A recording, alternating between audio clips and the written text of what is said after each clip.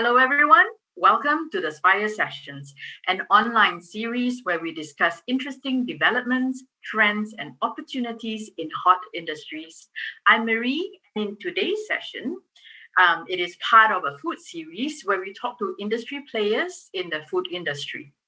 Let me introduce our guest. Vijay, Mr. Vijay Singh is the General Manager of PT Jakarta Sereal, a commodity trader in Indonesia for over 20 years. One of the biggest importers of agricultural commodities there, PT Jakarta Sereal deals with many food products, including beans, bird feeds, peas, dry fruit, plant and grains, and aggregate products. Your Vijay, I understand your clients are food manufacturers, supermarkets, wet markets, as well as restaurant chains. And you also have your own warehouses with cold storage, as well as your own fleet of trucks and equipment. So, Vijay, thank you so much for joining us at this session. Tell us more about your company. Thank you. Thank you, Mary, for giving us an opportunity. And it's a lovely time on Saturday. So we are more relaxed and we can talk for a Yes. little, longer time and no disturbances from any of these circumstances. It's very good. Okay. PT Jakarta Serial was established in 1994. And it's almost 25 years old company. And earlier, the company started with import of onion and soybean. So the owner of the company started with soybean and just a small, and then we started there with the onion business slowly, and then it started with a garlic business slowly, and then after that we started growing. And I joined company in 2010, and I'm almost on 10, 11, 12 years in the company now. And from there, that since then we developed many products. And after that, what happened, we started adding number of products. We realized that Indonesia is a consumer market. So Indonesia has they don't have their own agricultural product, so they are basically dependent on import. Right. Then over the period of time, today we have in the basket of 45 to 50 commodities. It's a huge 45 to Mm. 50 commodities to trade is huge. And then we started trading. There were a lot of competitions, there were a lot of competitors coming. But what happens in this type of trade, a company who has their own infrastructure, own their warehousing, Mm-hmm. own team. We have our Right. own offices. So everything belongs to our own company. So once when we have, so we don't have to pay any rental or something because that's our own. And then we also Mm-hmm. have our own cold room. So the investment on the infrastructure for distribution is huge. We are in Jakarta, in one of the prime locations, General Sudirman. That's a prime location of Jakarta. We are situated. Our corporate office is there. Then our warehouses is in Cikarang. And over the period of time, we also realized that importing and distributing to the local market is not sufficient. Then we started targeting to the supermarket. We started Mm. targeting the factories. Right. Once after that, what happened? All the factories came to us. They started coming. They said, "Oh, okay, you have already invested in the infrastructure. That's good. Okay, so now what you do, you should continue investing on the infrastructures. We will give you the maximum order." So most of these factories, the 80% of the orders comes to us. So, Ah. so what happened? Our order built up. Aha. Okay, Okay. our turnover built up, revenue built up. Okay, then after that, factory also said, "Look, you need to clean the cargo. Okay, you cannot be Mm. sending the cargo like that. Okay, so what do you want us to do? You should clean up to the 99% of the purity." I said, "Oh, I see. So what do we do? Okay, you buy the equipment." So we bought shortex machines. We have a conveyor machines. We have Right. our own what do you call separator machines. So for Right. everything, we started investing money. Right. Well, thank you so much, Vijay. That was very, very interesting. Actually, I hear that for a 25-year-old company, you've just described to me how the company grew. So it's also um one thing add on to the other. So you answer to the demands, and then you answer to the need of your clients.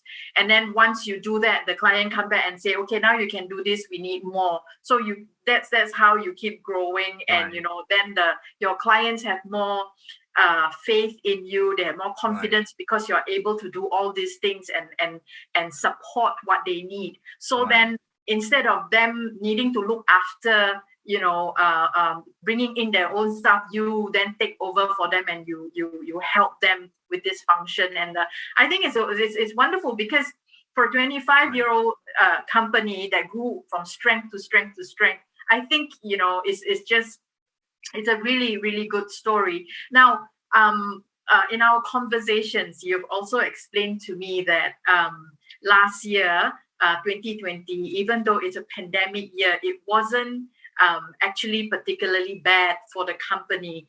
There was some drop in demands, but there were also increase in demands in other parts. Maybe you can, tell me a bit about During that exhibition time, we bought a lot of cargo. We came back here.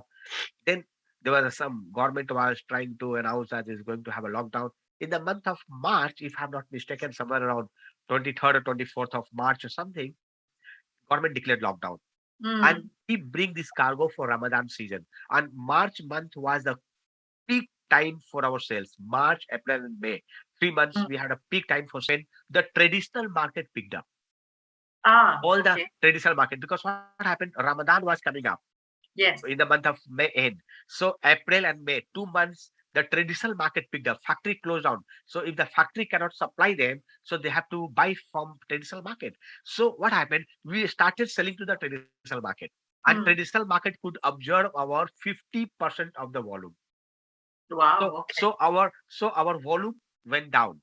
Our quantity volume of our stocks went down by 50%, because stocks went down to 50% because we started selling. And then Yes. we also realized that the prices was going much higher.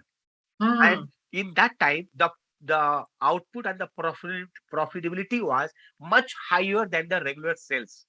I said, oh, so everybody was selling. Everybody, the traditional market picked up, but factory was still closed. Factory said, then again, factory called up. They said, oh, we'll be coming back only in the month of after Ramadan. But again, Okay. few of the factories, they again opened up in the month of May. In the month of May, because May end was a Ramadan, if I'm not mistaken.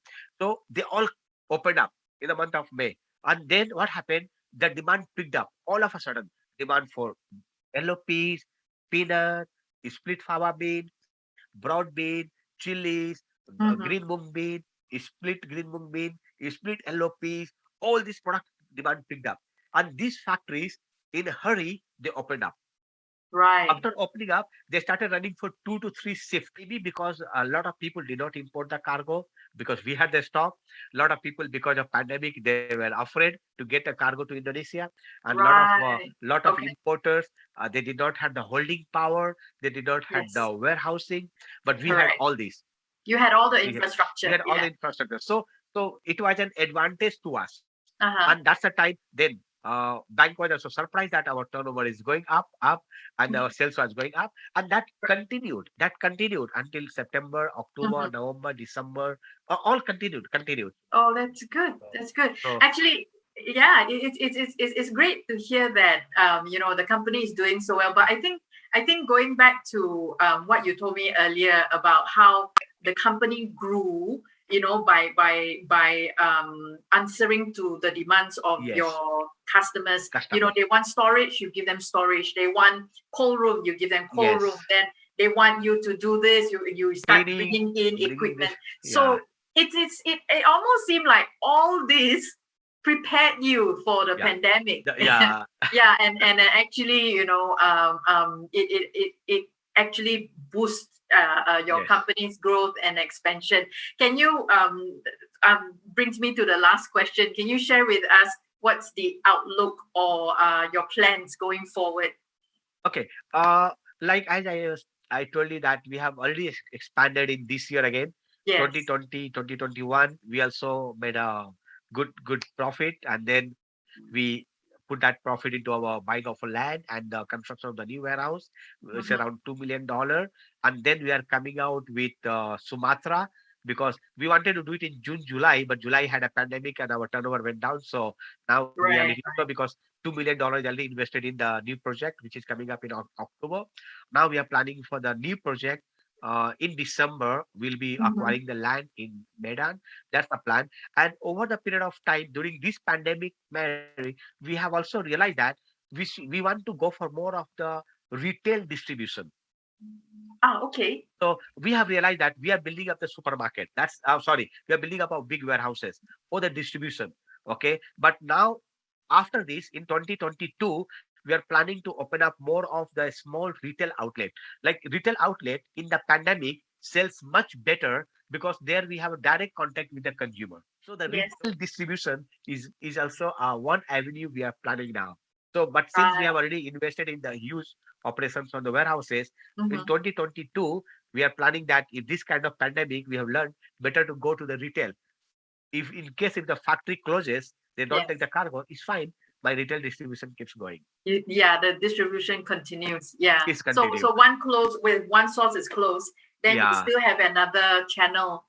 right, Yes. right. And one more thing I tell you, Mary, this time a lot of company had retrenchment in the company. A lot of company had cut down the salaries, but in our company we had nothing all that. No, because we had no issues at all. We were still Yes. running.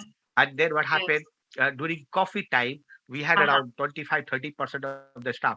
Our company staff, including me, everybody, we have already got vaccinated.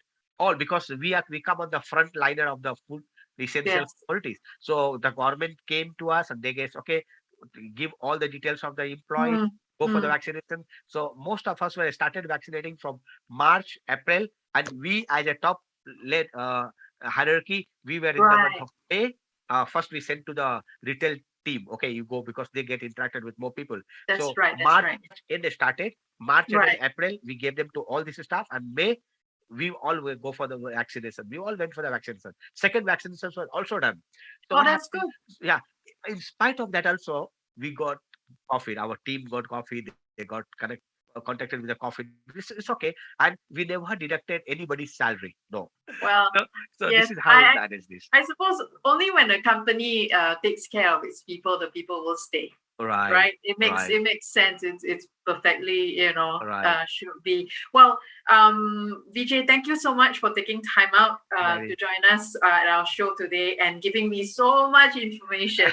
thank you, It's Mary. really good to hear, and to learn how a company can overcome a pandemic and for yourself, and also the story about the growth of the company is actually the reason Yeah, for you to overcome the pandemic. And also, thank you very much thank you, for taking time out. And we wish you all the best and have a good weekend ahead. Thank you for taking time out on Saturday to thank join you, us. thank you, thank you, Mary. And nice talking to you, and thank you for an opportunity to talk to you.